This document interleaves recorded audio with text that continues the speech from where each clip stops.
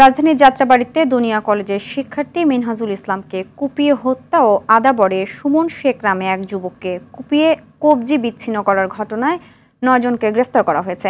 দুপুরে ডিবি প্রধান Rezaul Karim Mallick DMP media সেন্টারে সাংবাদিকদের ব্রিফ করে এসব জানান। তিনি বলেন, দুনিয়া কলেজের শিক্ষার্থী মিনহাজ হত্যা মামলার ৫ আসামি ও আদাবরের বালুর মাঠে ছিনতাইকারীদের হাতে যুবকের কবজি বিচ্ছিন্নের ঘটনায় ৪ আসামিকে গ্রেফতার করে গোয়েন্দা পুলিশ।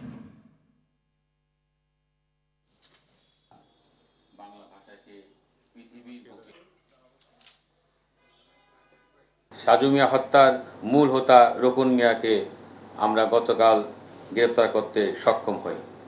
প্রাথমিক জিজ্ঞাসাবাদে সে হত্যাকাণ্ডের সাথে সম্পূর্ণভাবে জড়িত এবং তার যে সম্পৃক্ততা তা সে স্বীকার করেছে। ছিনতাইকারীর চাপাতির কোপে সুমন শেখ নামে এক যুবকের কবজি বিচ্ছিন্ন হওয়ার ঘটনা ঘটেছে। সরাসরি সম্পৃক্ত একজন এবং উক্ত ঘটনায় ওই গ্রুপেরও আরও ৩ জনকে, মোট ৪ জনকে আমরা গ্রেপ্তার করতে সক্ষম হয়েছি।